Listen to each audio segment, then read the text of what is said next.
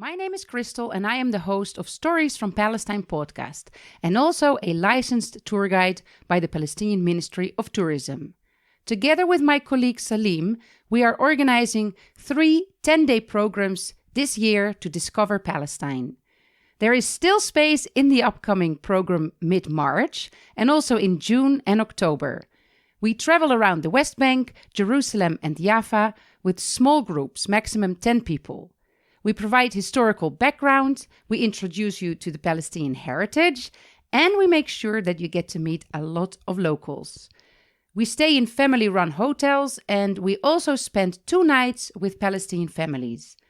We do some short hikes, easy hikes, and during the October program, you can also join a day of olive harvesting.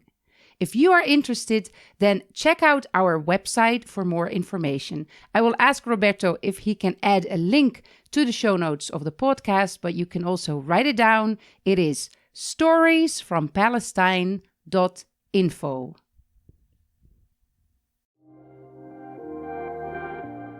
Welcome to Jerusalem Unplugged, the only podcast dedicated to Jerusalem, its history, and its people. Your host, Roberto Mazza, will bring you guests discussing their relationship with the Holy City.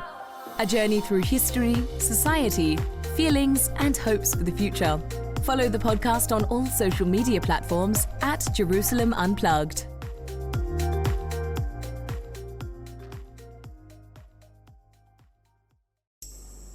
Welcome to Jerusalem Unplugged, the podcast dedicated to Jerusalem, its history and its people. I'm your host, Roberto Mazza, and today it's with great pleasure that my guest is Professor Mahmoud Hawari. Mahmoud is currently a faculty member at Bethlehem University, but he has been the Director General of the Palestine Museum in Birzeit, in Palestine, the Curator of Islamic Collections and Lead Curator at the British Museum in London. He also has been a visiting professor at Birzeit University and a research associate at Khalil Research Center at the University of Oxford. He is the author of a large number of publications. I just want to mention here his book, Ayyubid Jerusalem, 1187-1250, an architectural and archaeological study published by Oxford Publishing in 2007. Given the expertise of Mahmoud, today we're going to talk about a period of history which is often neglected by historians in the larger history of Jerusalem, which is the Ayyubid era, the decades that followed the end of Crusader Jerusalem. The Ayyubids, as a dynasty, were established essentially by Saladin himself after he conquered the city and then he moved forward. So today we're going to talk about Ayyubid Jerusalem, but also we're going to delve into the question of the Citadel, also known as the Tower of David. Well, before we're going to delve into all of this, first of all, Mahmoud, welcome. Well, thank you very much for having me on your podcast. And it's really a delight and an honor to be on your podcast. Thank you. You're an accomplished archaeologist. So my first question is very much about your background and your career. Can you tell us a little bit more how you came to be an archaeologist working on Jerusalem, and particularly on the Ayyubid period? That as an historian myself of Jerusalem, I must say that many times I confine to the margins, and I know that was a wrong choice. Well, the story of me becoming an archaeologist, it's a long story, but I'll just give you the short version of it. As a young student in school, I became very interested in history and later on in archaeology. So by the age of 16, I was very fascinated about archaeology and I wanted to be an archaeologist. So after I finished school, I explored possibilities at universities and found that there is archaeology to be studied. And so I applied to study archaeology at the Hebrew University. And so I gained my first degree, bachelor degree in archaeology, which actually I chose for the classical and ancient periods of Palestine, which was named in the Hebrew University as the Land of Israel. But I noticed, through my studies that the name Palestine hardly comes to be mentioned, and nor the people of Palestine. And most studies were concentrating on Jewish history So it was quite nationalistic in those days. We are talking about mid 70s, late 70s at the Hebrew University. So I was very, very disillusioned about archaeology, but I found that it's possible to actually concentrate or specialize on Islamic and Arab archaeology.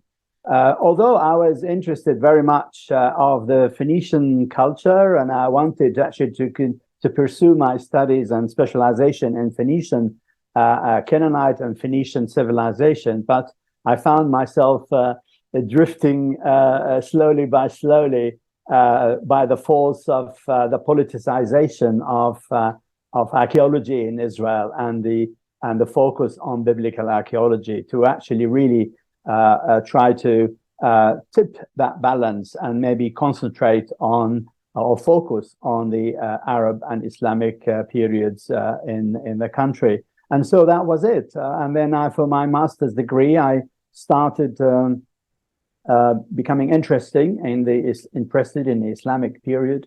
And so I went to London to do my master's degree in Islamic art and archaeology. And I continued further with my PhD at University of London School of Oriental and African Studies to do archaeology, Islamic archaeology. And that's when I chose to work on the Ayyubid architecture and archaeology in Jerusalem. Before we're going to talk about the Ayyubid, of course, your work on the Citadel, I'm curious about your work as an archaeologist. You already mentioned, sort of a nationalist version of archaeology that is very common in Israel. Perhaps there have been a number of changes from the 70s onwards, but I still believe that there's a lot of nationalist rhetoric, particularly in terms of what is hoped to be found, which obviously many excavations are basically start with a very purpose to prove the existence of ancient Israel, particularly the Kingdom of David. But again, that's only one side of the story. So I'm curious about how do Palestinian archaeologists work around Islamic Jerusalem and Palestine at large? What are the challenges that Palestinian archaeologists have to face in relation to this particular historical period? Well, there are many challenges that faces the Palestinian archaeologists to study the Islamic period. First of all, I mean, there is total control of the archaeological field in Jerusalem. Palestinians are not allowed to excavate or anywhere in Jerusalem independently from the Israeli institution. There are some Palestinians from Israel who work in the Department of Antiquities or Antiquities Authority, who are actually part and parcel of Israeli archaeology. But Palestinian archaeologists who actually have done any work in Jerusalem, they actually focused on the architectural fabric of the old city of Jerusalem, which was a sort of half independent than Israeli archaeology. Although it is East Jerusalem, as we all know, it is under Israeli military and civilian control. But the old city of Jerusalem, and especially the old part of the ancient city, is under the control of the Palestinian Waqf institution. That allows a sort of a marginal freedom to do research on the Islamic monuments in the old city of Jerusalem, particularly in the Haram al-Sharif. But to excavate, the Palestinians are not allowed, and they haven't been excavating in Jerusalem to differ from Palestinians excavating in the West Bank and Gaza. So there are many challenges. I myself, I'm a Palestinian with an Israeli identity card. I have studied at the Hebrew University. So I have more, I would say, I feel I'm more privileged than my colleagues in the West Bank at Birzeit and Bethlehem universities. So I can actually go freely and do research. And this is what I did, for example, in the old city of Jerusalem during my project, which was my PhD project on the monuments of the Ayyubid period. Then I actually embarked on another project, which is the Citadel of Jerusalem. So I was allowed through my own connections with some of my Israeli colleagues to actually go into the Citadel, meet people, and show my face. And so I was allowed to do that research at the Citadel of Jerusalem. So there are challenges, particularly the political reality on the ground doesn't allow free Palestinian archaeological activity in Jerusalem. You mentioned earlier, and I had a few guests on the podcast discussing biblical archaeology. And I was wondering if there's a conflict between biblical archaeology and archaeologists and those who work on the Islamic heritage, and so we may call them Islamic archaeologists, or there are point of contacts, or, I don't know much about this relationship. I know that they obviously exist and they are parallel to each other. Well, the way I see biblical archaeology, it's a form of a discipline that developed in fact, in Europe, late 19th century, and then continued during the 20th century, and it was adopted by many Israeli archaeologists. It's a form of archaeology that uses the Bible as a legitimate and viable historical source in order to explore archaeological sites. So it started by the desire to come to Palestine and verify the events and the places that mentioned in the Bible on the ground. And as a result, it was only intended to do so. And as a result, many archaeological sites that we understand about their history and archaeology that comes from a biblical point of view rather than from actually exploring the site itself with its material culture and the people who actually live there. Islamic archaeology, on the other hand, it's an archaeology of the Islamic period or Islamic periods, starting from early Islamic period with the Islamic conquest of the Near East until early 20th century with the end of the Ottoman period. So we are talking here about a period. We are not talking about using the Islamic narrative or scriptures as it is done in biblical archaeology in order to verify places are related to the Quran or related to any Islamic existence in these sites. And so therefore, Islamic archaeology, it deals with the material culture of those periods without privileging one ethnic group over the other. So, for example, if we take Palestine in the early Islamic period, from the 7th until the arrival of the Franks in the end of the 11th century, Palestine was a multicultural country with Jews, Christians, and Muslims lived together side by side. And the archaeology of this period, for example, it deals with the material culture of all ethnic and religious groups living in that particular country or region. So that is the difference between biblical archaeology and Islamic.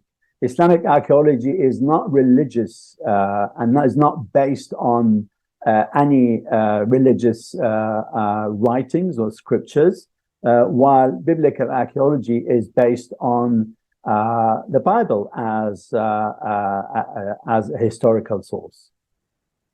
Thank you. My question was very much thinking about those that sometimes, look at archaeology only in terms of claims, which are obviously made on a daily basis. You can find archaeological news coming out of Israel literally every single day. I follow some Twitter accounts, and they keep reporting this has been found, this has been discovered, and of course, often behind those discoveries there are political claims of ownership over a place rather than another. I want to ask you something exactly about this. You wrote an article which I found amazing, and it's very much about the Citadel, which is the object of my next few questions. But you talked about cultural appropriation. So I was wondering, how does it work, cultural appropriation in relation to archaeology? Well, continuing from my explanation about biblical archaeology, it is done, of course, for a purpose, and the purpose is to lay claims on those sites that have been investigated and explored and excavated, of course. So a site like the Citadel of Jerusalem is one of those sites that it was after 1967 when Israel occupied East Jerusalem. So it controlled the citadel and had the intention of transforming it into an archaeological museum, a museum that will tell the history of Jerusalem. And for that purpose, it carried out various Israeli institutions carried out long excavations for the purpose of preparing the monument for a museum. And the museum will tell the history of Jerusalem from only an Israeli Jewish point of view. Focusing only on the biblical history of Jerusalem and the site, which is the Citadel of Jerusalem. And so, doing so, it aimed at actually putting a claim on the Citadel itself as a Jewish monument. That is why it had to do the few or numerous things. First of all, they changed the name of the site itself from the Citadel. In Arabic is the Qal'a, which is the Citadel, which has been that name for the last nearly 1,000 years since its establishment until the arrival of Israel, and people in Jerusalem call it Al-Qal'a until recently. So first of all, changing the name into the Tower of David and the Tower of David Museum, and the name itself, it was actually given as part of a legend by Christian pilgrims who came to Jerusalem in the 6th century and somehow believed that the building was related to David. And since then, it was mentioned in Arab sources that particularly in medieval times, like 12th or 13th and 14th century, there was a tower there which was named Tower of David. But the monument itself, it is a citadel. And therefore, Israel, by doing that, by changing the name, is appropriating the building. Plus, and then that's the second thing, is the interpretation of the building itself. It actually focused on the so-called biblical part of the story of the building by the name David, contributing it to King David, and secondly, also bringing in Herod and the Hasmoneans that were related. They had some activity. Of course, Herod he built this tower in the citadel that was called the Tower of David. In fact, it was a mistake to call it a Tower of David by those Christian pilgrims, but also by modern time Israelis. There's no connection between David and that particular tower. The tower was built 1,000 years after David by Herod in the 1st century BCE. And so by interpreting the building as related to part of this Jewish biblical history, it is clear that Israel wants to appropriate this building to become part of Jewish Israeli national heritage, and disregard the connection of this monument to the city of Jerusalem in the last 1,000 years, in which it played a very important role in the social, economic, and political life of Jerusalem and the people of Jerusalem. So this is actually a clear example of how Israel, by laying claims on this monument, it actually appropriated it not only as a symbol of Jewish history in Jerusalem, but also in the modern modern life of the state of Israel. They use it as a place of national and political events, like the commemorating the unification of Jerusalem and organizing various political rallies by Israeli politicians in that monument. In December 2022, people noticed that the crescent moon on top of a minaret at the Tower of David site was removed. And so people began to question whether it was just as a result of the works they're undergoing the area, or in fact it was like part of a larger project also to Judaize the Citadel. I was just wondering your take on this current episode. Well, I am, my take on it is that it could be deliberate and it could be coincidental. I'm not really sure of that. But many mosques in Jerusalem and in Palestine in general, they have this device on top of the minaret, a metal device that meant to prevent the impact of lightning, and as an emblem, they use the crescent sign to designate the religious character of the building. So I am not aware of for what purpose this act was done. Yeah, a lot of articles have been written and they're all like unclear about it, but certainly people noticed because it was a very visible symbol, particularly standing out of Jaffa Gate and just driving also in front of it. But let me just add one point that it's quite curious to notice that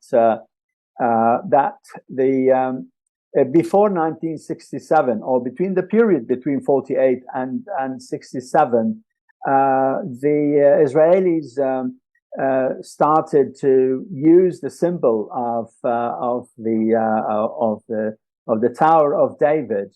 It's from its original tower, which is the square tower, that Herod built in the 1st century BCE. And confused it with a minaret that was built by the Ottoman governor of Jerusalem in the 17th century. So there was a confusion. How could be a minaret could be a symbol of a Jewish symbol? So that is another anomaly in this issue of the Citadel of Jerusalem.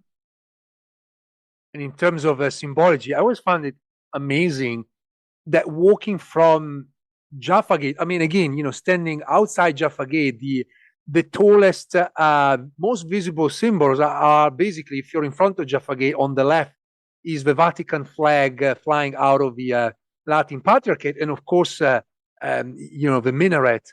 And so it's kind of like very interesting and showing also all of the various layers of the city. I want to bring you to sort of the main focus of your work, which is obviously the Citadel. You already mentioned some historical information about it, but I really want to take you back from the beginning. So when was it built? What was the purpose? And who are the people behind the Citadel? This is a very big question, so I would like to answer it briefly. I embarked on a project to really trace the historical and architectural development of the Citadel.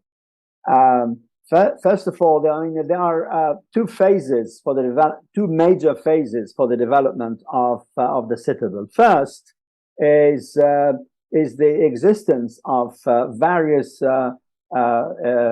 remains of fortifications on the site of the Citadel, dating back.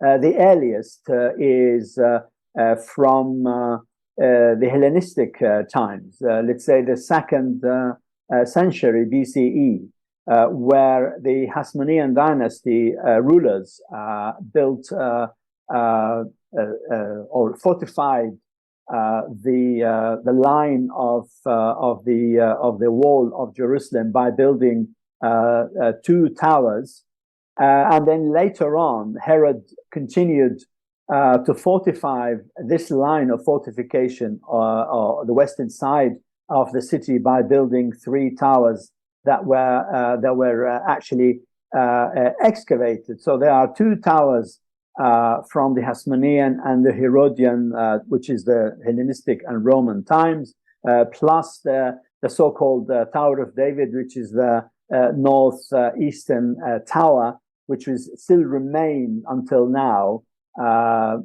So in this place, in fact, later on, although it was used in the Roman and Byzantine times, later on, in the 11th century, contrary to what some archaeologists believe, the Seljuks, who occupied Jerusalem, who conquered Jerusalem in 1072, decided to build a citadel. So this is actually the first citadel that was built on the site of an amalgamation of Hellenistic, Roman, Byzantine fortifications.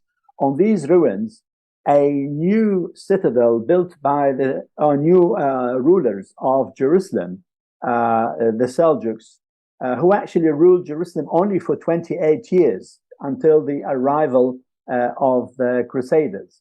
So this is where a second phase of the citadel begins with the arrival of the Seljuks, who were not Arabs and who decided to fortify themselves within a citadel, a fortress inside the city with a hostile population, because the Palestinian population of Jerusalem rebelled several times against the Seljuks, and therefore they had to build a citadel. This citadel was taken over, was conquered by the Crusaders, who actually continued to use it, but also developed it. And when the Crusaders were, in fact, were defeated by Saladin, the Ayyubid Sultan, he continued to fortify the citadel until the Mamluk times. In Mamluk times, the Mamluks decided actually to rebuild the whole of the citadel, and and that's why they actually rebuilt the whole perimeter walls and new towers. And this continued also in Ottoman times. Suleiman the Magnificent, the Ottoman Sultan, refurbished the citadel itself with new segments, including a very embellished gate on the eastern side. And there are plentiful Ottoman inscriptions to indicate these various additions by the Ottomans. So this is a very quick rundown of the history of the citadel. So in brief, the Citadel of Jerusalem is a monument to Islamic military architecture, which is like many other citadels that were built in Near Eastern cities or Levantine cities, like the Citadel of Damascus, the Citadel of Aleppo, in Cairo, and so on and so forth. So it is a monument to Islamic military architecture, and it is called Al-Qala in Arabic, which is the citadel. Well, there's a lot of stuff obviously there, and I would be curious to unpack more, but I want to keep going with some of the question because, again, the focus of your work, it's the Ayyubid period of Jerusalem. You just mentioned that, obviously, also the role of the citadel in this particular period. I must say that I was also fascinated by the fact that you mentioned the brief period of rule by the Seljuks, which is, I would say, more often than ever, completely forgotten by historians, and certainly in any chronological history of Jerusalem, it might be mentioned in a couple of pages. And yet, they were there, and they too added their own bit of history to the city. Can you tell us something a little bit more about the Ayyubids? Who were they, and obviously how to came to rule Jerusalem, and perhaps a little bit more about the general contribution to the history of Jerusalem, just outside the citadel? Well, the Ayyubids are a dynasty that, in fact, were in the service of Nuruddin Zenki, who was a vassal sultan of the Abbasid Empire in Syria. So the Zengids, who actually first began a struggle against the presence of Crusader principalities and kingdoms in the Levant, was continued by a young officer in the Zengid army who was called Salahuddin, and he, in fact, was a charismatic leader who, after the death of Mahmoud Zinki, rose to become a powerful sultan, and in fact managed to take over the rule of Bilad al-Sham, which is Greater Syria and Egypt, and unify all these regions under his rule, and called it the Ayyubid state, which was a confederation of various principalities ruled by his family. So Salahuddin took over the banner of the struggle against Crusaders, and in a very short time, in almost a decade and a half, he managed to mobilize both the various resources that he had under his control in Syria and in Egypt, and managed to defeat the Crusaders and the Franks in the famous Battle of Hattin, or the Horns of Hattin near Tiberias in 1187. And that opened the way for his conquest of Jerusalem and the rest of Palestine. And in fact, he wiped out the Latin kingdom of Jerusalem. So as a result, and of course, as part of Salahuddin's propaganda was the liberation of Jerusalem from the Franks, and that was his aim in the struggle against the Crusaders. And so when the Ayyubids reached Jerusalem in October 1187, they began with a really very ambitious project in order to restore the city of Jerusalem and to restore it to Islam and Islamic worship.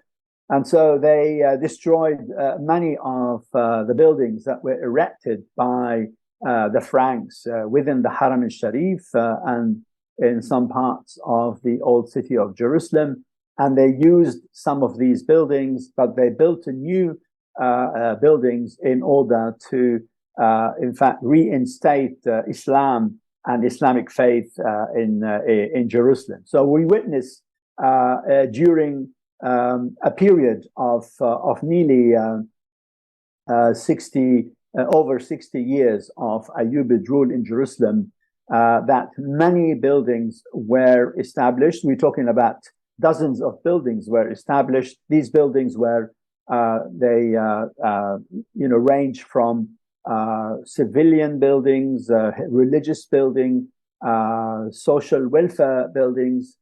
So, for example, the whole of the Haram al-Sharif area was restored, including the large and the most important buildings, the Dome of the Rock, the Aqsa Mosque.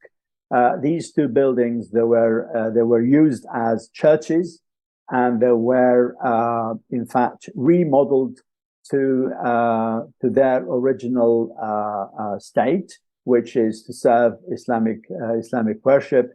New buildings and domed structures were built in the Haram al-Sharif, like the Dome of the Ascension, the Dome of Musa, the Dome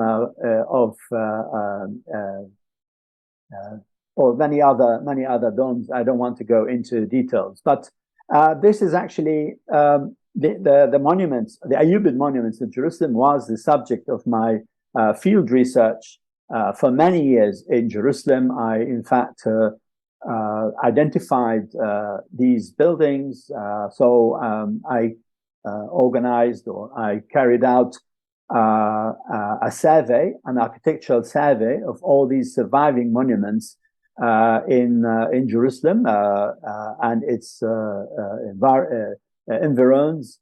So all in all, I have 22 buildings in my catalog of these buildings, and we range from mosques, madrasas or theological schools, systems, water projects, porticos in the Haram al-Sharif, and the fortifications of the old city, the city walls of Jerusalem that the Ottoman walls today actually rest on Ayyubid foundations. And so Saladin himself was he was quite active in the rebuilding project of the Ayyubids in Jerusalem. Second to him was Al-Mu'adham Isa. He was his nephew, who actually was the governor of Palestine and southern Syria after Salahuddin's death. Al-Mu'adham Isa is known to be the one who actually refortified the city walls and built a new line of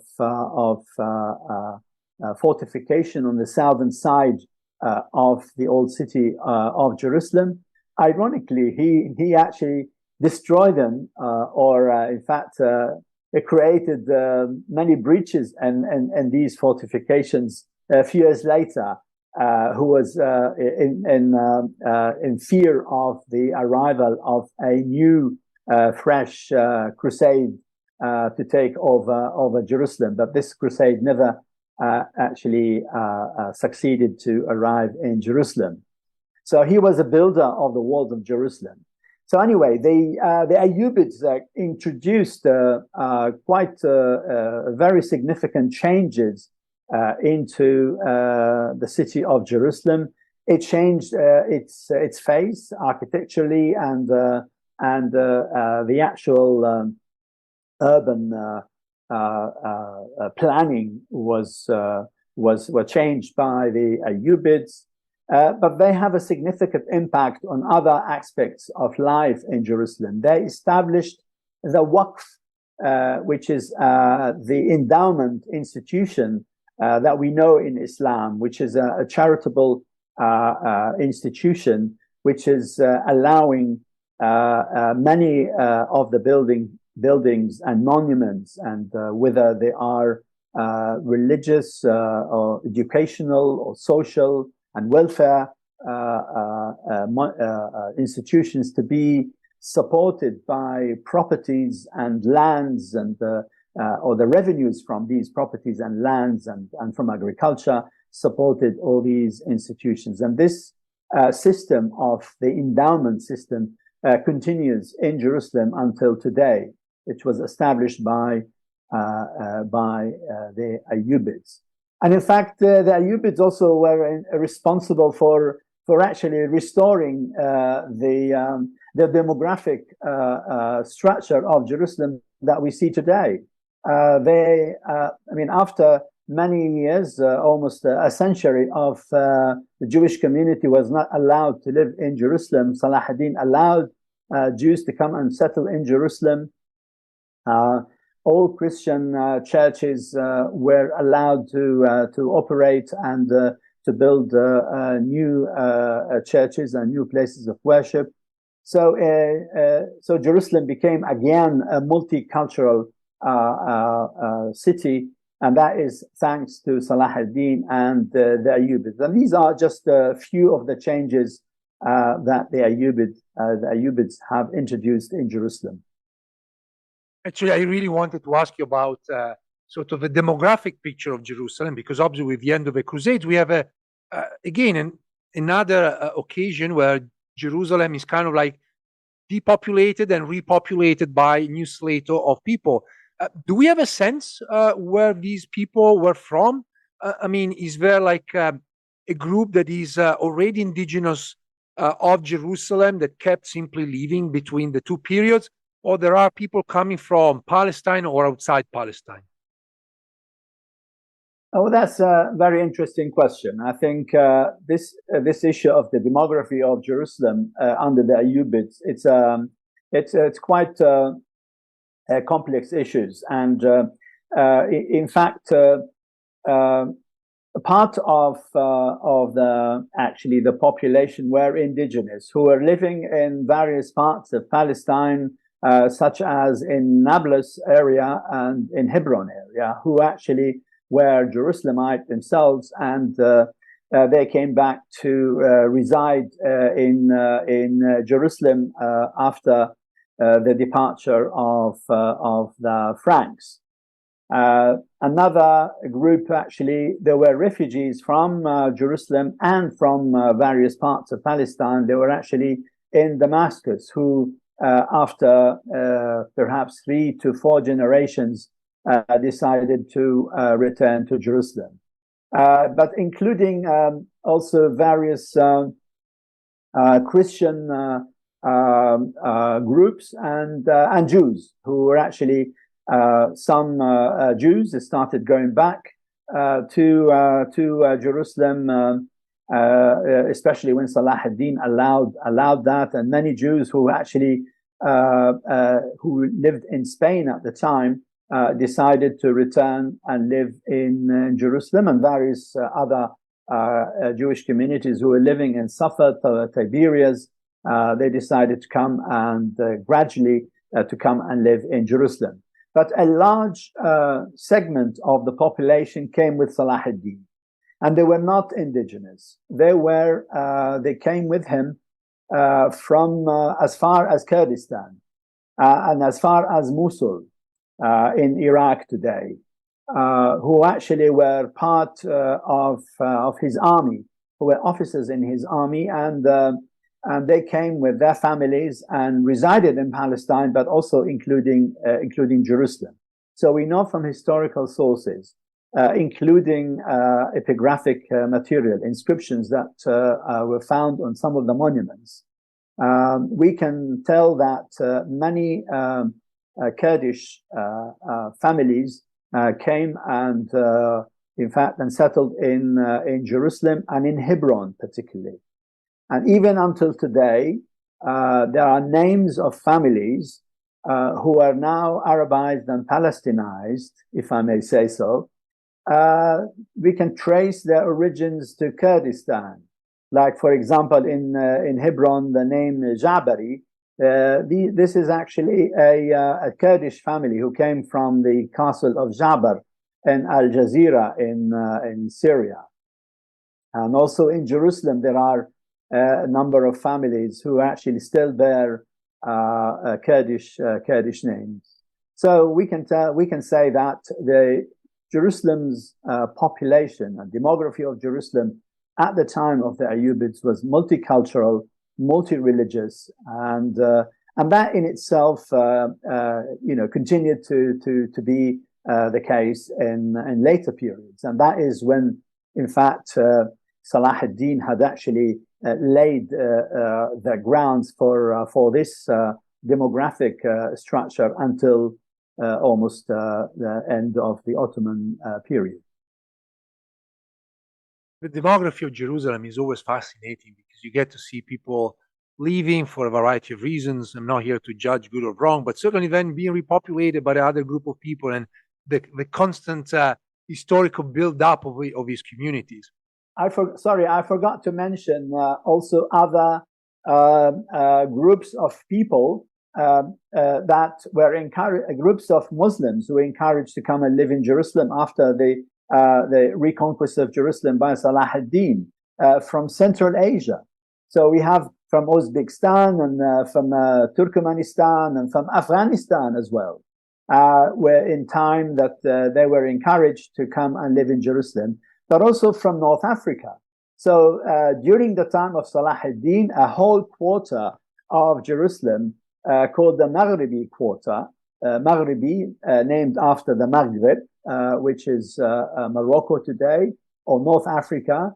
A whole quarter was built during the time of Salah ad-Din's son, Al-Afdal, and this, this quarter continued to exist in Jerusalem until 1967, when Israel decided to actually ethnically cleanse the old city of Jerusalem, and many of the residents of the Maghariba quarter, especially including the area in front of the Western Wall, were cleared and they were moved and expelled from the old city.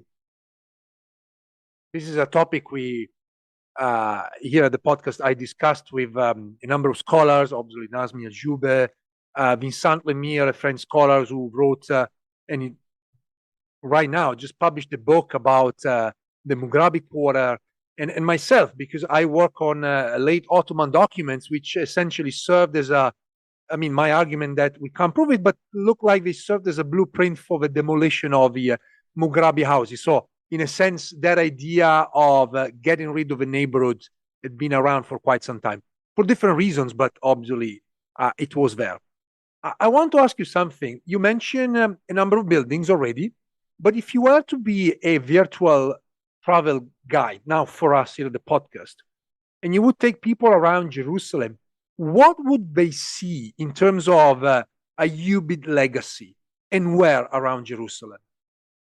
Well, Ayyubid architectural legacy can be found almost in every corner or every part and quarter of the old city of Jerusalem.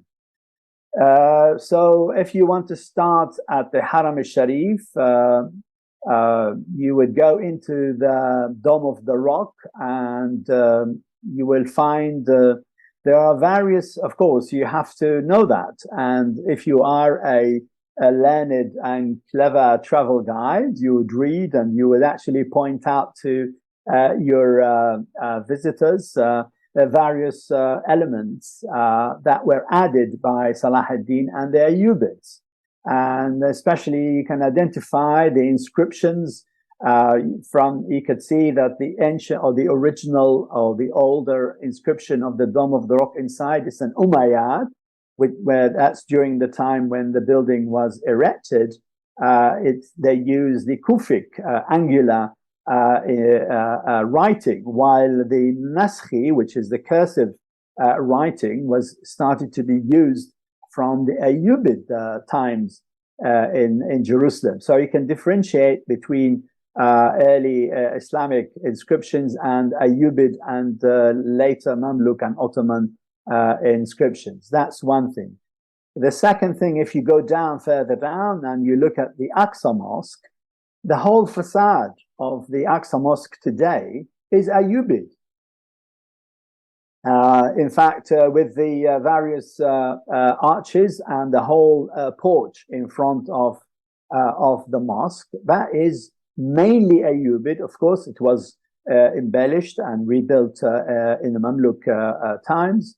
But the main gate and the two arches on both sides of the gate, in fact, it's the work of Al-Mu'azzam Isa, the nephew of Salah ad-Din. He built it using quite a lot of Crusader spolia. So you can see quite a lot of Crusader architectural elements, but they are put and arranged in a way that, in fact, it's to make it looking very beautiful and aesthetic facade. And there is no doubt about it, because in the middle of that, there's an inscription by Al-Mu'azzam Isa to say that he is the one who renewed. And in Arabic, جدد هذا الباب Al-Mu'azzam Isa. So there are also other inscriptions by the Mamluks to add to the embellishment and the reconstruction of the facade.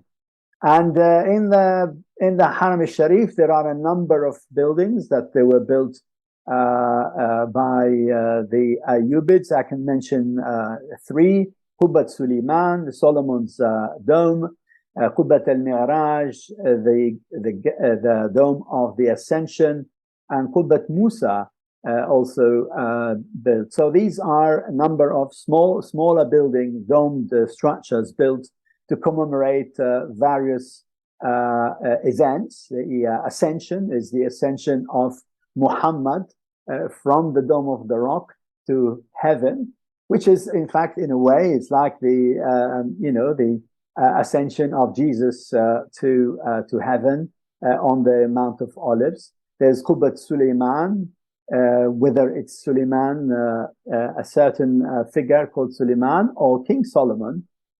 So it is a bit ambiguous. And also Qubbat Musa. Is it Musa, the Prophet Musa in Islam, or another figure? Also the gates of the Haram al-Sharif. I don't want to speak of too many details, but one gate is the gate of the chain, Bab al-Silsila, which is entering the Haram al-Sharif from the west, opposite the Dome of the Rock. And that is also built during the time of Salah ad-Din with many spolia of Crusader architecture. Now, if you want to go to the old city itself, in the old city, one of the major buildings that Salah ad-Din has actually built is as the Khanqa al-Salahiyya, the Khanqa of Salah ad-Din. In fact, it used to be, the building used to be the palace of the Latin Patriarch of Jerusalem. And so he actually transferred and converted the palace into a Khanqa, which is a form of institution for Sufis, which is at the back of the Church of the Holy Sepulchre. But the entrance into that building is from the alley of the Khanqa, which goes up from the main street of the old city, Khan al-Zayt, up to the Christian quarter. And there is a beautiful building there with a beautiful facade built by Salah ad-Din. And it's in itself, it was a very large institution with a large endowments to support the existence of and the upkeep of this Sufi institutions for until modern time. In fact, continued until modern time.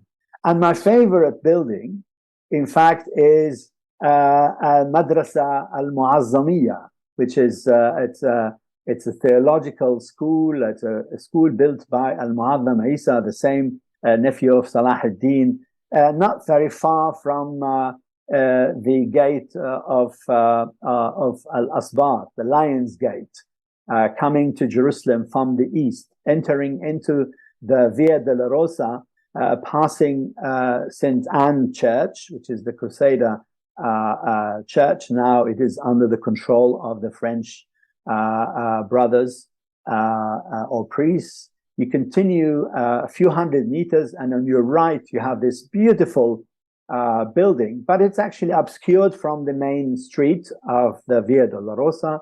You go inside this little alley, and you go inside and you find this most beautiful internal courtyard with a very large Iwan, a vault with an inscription of Al-Mu'adham Isa.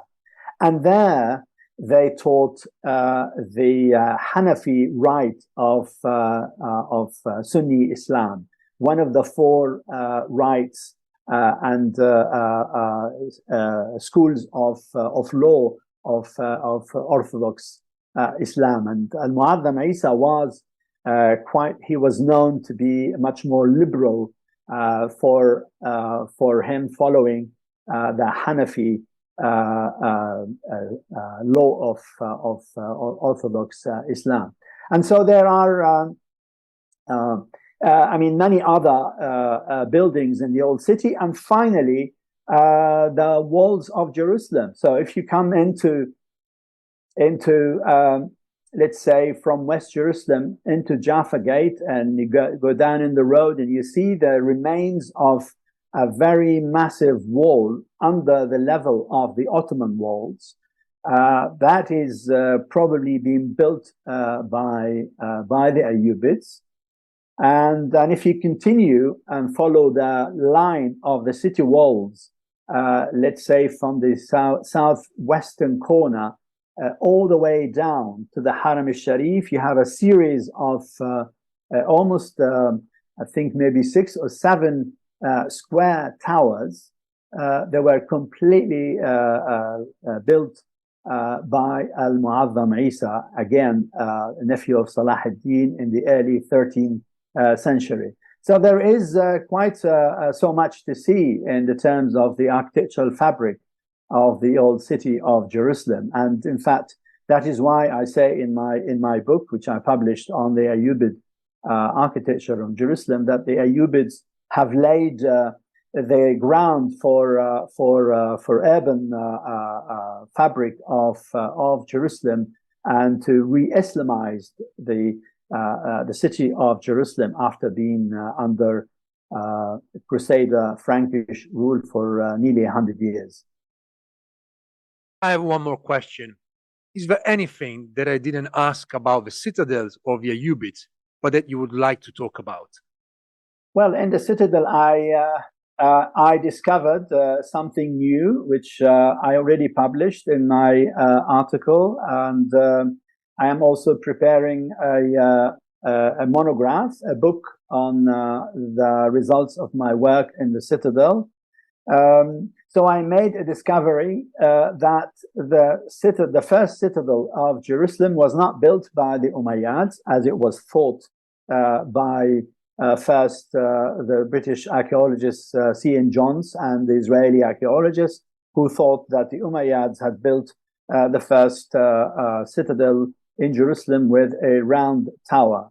I placed this citadel actually in the 11th century, and it was built by the Seljuks, and I found the architectural and archaeological evidence, in addition to historical evidence, that it was built by the Seljuks at the second half of the 11th century. But I would like to actually just maybe focus on my last point on the citadel, what is being done to the citadel today. The citadel today and its architectural and historical development is not represented at the moment in the museum, which is the so-called museum the museum of the Tower of David Museum for the History of Jerusalem. No interpretation of the monument is being made in this museum, and the museum which is established within the spaces or within the inside the halls and towers of the Citadel, in fact, was used to tell a completely different story of the building and of Jerusalem. A story it is that begins with the Israelite period and ends with Israel in modern time. It is completely and utterly a biased history that shows that it is only a history that is always related to the Jewish people and to the Bible, and completely disregarding this multifaceted, long, I would say, culture in the Citadel, and it's which is in a way it's complete in violation of any ethical, archaeological ethical issue, but also violating all the regulations that are set up by international organizations, including the UNESCO. This was Professor Mahmoud Hawari, currently at Bethlehem University, and author of Ayyubid Jerusalem, 1187-1250, an architectural and archaeological study. Mahmoud, thank you so much. Thank you very much for having me. Thanks for listening. If you enjoyed this episode and you'd like to support the podcast, please share it with others on social media or leave a rating and review. To catch all the latest, follow us on Instagram, Twitter, and Facebook @Jerusalem Unplugged. Thanks, and I'll see you next time.